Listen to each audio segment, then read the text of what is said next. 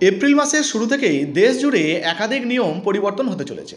কোথাও gas cylinder, কোথাও বা Aadhaar card, voter card, PAN card কিংবা কোথাও কোথাও রেশন কার্ড, এমনকি ইনকাম ট্যাক্স থেকে শুরু করে ব্যাঙ্ক অ্যাকাউন্টের ক্ষেত্রেও কিন্তু বড় পরিবর্তন আসতে পারে এই এপ্রিল মাসেই। তো বর্তমানে এই এপ্রিল মাসে কী কী পরিবর্তন হতে পারে আর কোন পরিবর্তনের প্রভাবে কী কী সুবিধা বা কী কী অসুবিধা হতে পারে সমস্ত কিছু এই ভিডিওতে জানাবো। তাই ভিডিওটা একটু স্কিপ না করে পড়ে দেখুন। আপনি যদি আমাদের চ্যানেলে নতুন আসেন অবশ্যই চ্যানেলটিকে সাবস্ক্রাইব করে পাশের বেল আইকনটি অন করে রাখবেন এই ধরনের গুরুত্বপূর্ণ ভিডিও সবার আগে পাওয়ার জন্য। ফেসবুক থেকে দেখলে পেজটা ফলো করতে ভুলবেন না। চলুন শুরু করা যাক। তো বন্ধুরা, এপ্রিল মাসের 1 তারিখ থেকেই বর্তমানে কী কী নিয়মের পরিবর্তন হতে চলেছে সেগুলো আমরা এক এক করে জানাবো। দেখুন, বলা হয়েছে শেয়ার বাজার, মিউচুয়াল ফান্ডে বাড়বাড়ন্ত, ব্যাংকে বিনিয়োগের অনীহা দেশের ব্যাংকিং ব্যবস্থাকে সংকটের মুখে দাঁড় করিয়েছে, যার ফলে ব্যয় সংকোচ এবং গ্রাহকদের সুযোগ সুবিধায় কাটছাঁট করতে চলেছে বহু ব্যাংক। অর্থাৎ ব্যাংকিং সেক্টরে বেশ কিছু নিয়মের বদল আসতে চলেছে, বেশ কিছু নতুন নিয়ম চালু হতে চলেছে এপ্রিল মাসের 1 তারিখ থেকেই। তো কী কী সেই নিয়ম চলুন এক এক করে আমরা জেনে নেই। তো 1 নম্বরে যে নিয়মের কথা বলা হয়েছে, দেখুন বলা হয়েছে রিজার্ভ ব্যাংকের নির্দেশ অনুসারে বেসরকারি ব্যাংকগুলি এটিএম থেকে টাকা তোলার নিয়মে বদল আনছে। এখন থেকে অন্যান্য ব্যাংকের এটিএম থেকে বিনামূল্যে টাকা তোলার সংখ্যা আরও কমে দাঁড়াচ্ছে 3বার। অর্থাৎ গ্রাহকরা 1 মাসে 3বার অন্যান্য ব্যাংক থেকে বিনামূল্যের এই টাকা তুলতে পারবেন। তার থেকে বেশি তুলতে গেলে কিন্তু আপনাদেরকে চার্জ দিতে হবে। অর্থাৎ 3বারের বেশি ট্রানজ্যাকশন করলে 20 থেকে 25 টাকা পর্যন্ত অতিরিক্ত চার্জ দিতে হবে বলে জানা যাচ্ছে। এবার 2 নম্বরে ব্যাংকিং ক্ষেত্রেও কিন্তু বড় পরিবর্তন আসছে। দেখুন, বলা হয়েছে সেভিংস অ্যাকাউন্টে সুদের ক্ষেত্রেও বড় বদল আসছে।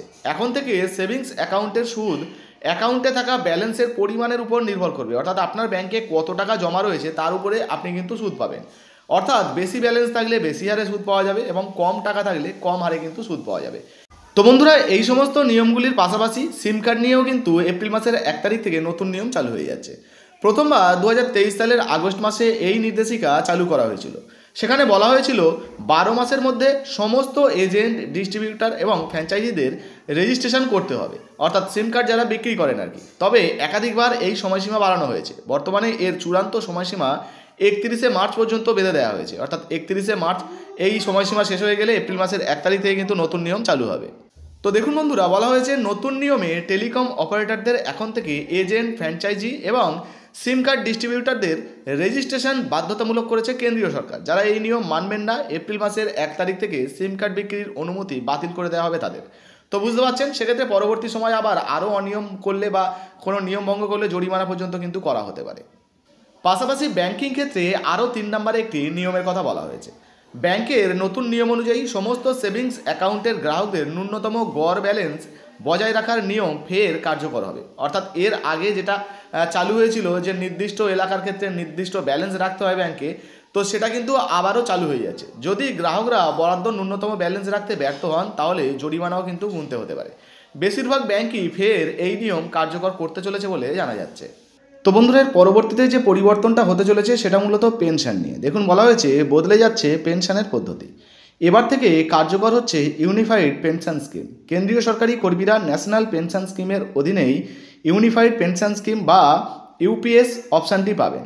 আগামী এপ্রিল মাসের 1 তারিখ থেকেই তা কার্যকর হতে চলেছে। অর্থাৎ বুঝতে পারছেন, ইতিমধ্যে ইউনিফাইড পেমেন্ট সিস্টেম চালু হচ্ছে পেনশনের ক্ষেত্রে এবং এপ্রিল মাসের 1 তারিখ থেকেই এই নতুন পদ্ধতি কিন্তু কার্যকর হয়ে যাবে বলে জানা যাচ্ছে।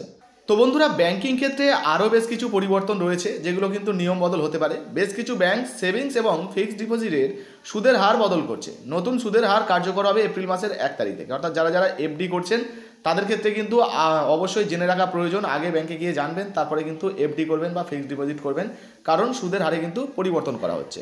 ব্যাংক জালিয়াতি রুখতে ব্যাংকগুলি পজিটিভ পে সিস্টেম অর্থাৎ পিপিএস চালু করছে। এর ফলে 50,000 টাকার বেশি মূল্যের চেক ইস্যু করার ক্ষেত্রে গ্রাহকদের চেক সংক্রান্ত গুরুত্বপূর্ণ তথ্য দিতে হবে। পরে ওই তথ্য সঠিক কিনা সেটা কিন্তু ব্যাংক যাচাই করবে। যদি কোনো রকম অসঙ্গতি পাওয়া যায় তবে চেক বাতিল হতে পারে। তো বুঝতে পারছেন, এবার যদি 50,000 টাকার উপরে কেউ চেক দেয় সেক্ষেত্রে কিন্তু সেগুলোকে খতিয়ে দেখা হবে। এপ্রিল মাসের 1 তারিখ থেকে কিন্তু এই নিয়মটাও চালু হয়ে যেতে পারে। বন্ধুদের, পরবর্তী যে পরিবর্তনটি এপ্রিল মাসে হতে চলেছে সেটা মূলত আধার কার্ড, প্যান কার্ড নিয়ে। দেখুন, বলা হয়েছে দীর্ঘ সময় ধরেই কেন্দ্রীয় সরকার আধার কার্ড ও প্যান কার্ড লিঙ্ক করার কথা বলছে। ইতিমধ্যেই একাধিকবার ডেডলাইনও বাড়ানো হয়েছিল। বর্তমানে আধার এবং প্যান কার্ড লিঙ্ক করতে 1,000 টাকা জরিমানা দিতে হয়। তবে এই আধার প্যান কার্ড লিঙ্ক নিয়ে এবার বড় আপডেট রয়েছে। এখনও পর্যন্ত যারা আধার কার্ডের সঙ্গে প্যান কার্ডের লিঙ্ক করাননি তারা এপ্রিল মাসের 1 তারিখ থেকে সমস্যায় পড়তে চলেছেন, অর্থাৎ বিভিন্ন পরিষেবা থেকে আপনারা কিন্তু বঞ্চিত হতে পারেন। নতুন অর্থবর্ষ থেকে আধার প্যান কার্ড লিঙ্ক না থাকলে ডিভিডেন্ড বন্ধ হয়ে যাবে, মূলধন ও বেতন থেকে টিডিএসের চার্জও বেড়ে যাবে বলে জানা যাচ্ছে। শুধু তাই নয়, ফর্ম 26-এর এএস এর অধীনে কোনো ক্রেডিটও কিন্তু পাওয়া যাবে না। তো এখনও পর্যন্ত যারা প্যান কার্ডের সঙ্গে আধার কার্ডের লিঙ্ক করেননি তারা মূলত এই সমস্ত ট্যাক্স ব্যাক দিয়ে থাকলে বা এই ধরনের কার্যকলাপ করে থাকলে অবশ্যই করে নেবেন, নাহলে সমস্যায় কিন্তু পড়তে পারেন। এই সমস্ত নিয়মের পাশাপাশি আরও একটা নিয়ম পরিবর্তন হতে পারে ব্যাংকিং ক্ষেত্রে। বেশ কিছু ব্যাংক গ্রাহকদের সাহায্য করার জন্য এআই চ্যাটবোর্ড চালু করবে, যেখান থেকে সমস্ত সমস্যার সমাধান কিন্তু করা যাবে। শুধু তাই নয়, এপ্রিল মাসের 1 তারিখ থেকে ক্রেডিট কার্ডের নিয়মে বদল আসছে। টিকিট ভাউচার, রিনিউয়াল সুবিধা এবং মাইলস্টোন পুরস্কারের মতো সুবিধাগুলি বন্ধ হয়ে যাবে। এসবিআই এবং আইডিএফসির ফার্স্ট ব্যাংকের মতো প্রথম সারির ব্যাংক ক্রেডিট কার্ডে বহু সুবিধা কিন্তু কমিয়ে দেবে বলে জানা যাচ্ছে। বন্ধুদের, পরবর্তী যে পরিবর্তনটা সেটা মূলত এলপিজি গ্যাস সিলিন্ডারের দাম নিয়ে। দেখুন, বলা হয়েছে প্রতি মাসের শুরুতেই এলপিজি তেল সংস্থাগুলি তাদের গ্যাস সিলিন্ডারের নতুন মূল্য নির্ধারণ করে থাকে। সেই অনুযায়ী রান্নার গ্যাসের দাম বাড়বে নাকি কমবে তা কিন্তু নির্ধারণ হয়। আর সেই একইভাবে এপ্রিল মাসের 1 তারিখে তেল সংস্থার তরফ থেকে নতুন গ্যাস সিলিন্ডারের দাম কিন্তু নির্ধারণ হতে পারে। তারপরেই জানা যাবে যে বর্তমানে এপ্রিল মাসে গ্যাস সিলিন্ডারের দাম কতটা বাড়লো বা কমলো। এই নিয়ে কিন্তু নতুন যখনই আপডেট এসে যাবে সেটাও ভিডিওর মাধ্যমে আপনাদেরকে জানিয়ে দেবো। তো এই ছিল আজকের ভিডিও ভালো লাগলে অবশ্যই ভিডিওতে একটি লাইক দিয়ে ভিডিওটা ফেসবুকে হোয়াটসঅ্যাপে বেশি বেশি করে শেয়ার করবেন। ফেসবুক থেকে দেখলে পেজটা ফলো করতে ভুলবেন না। ধন্যবাদ।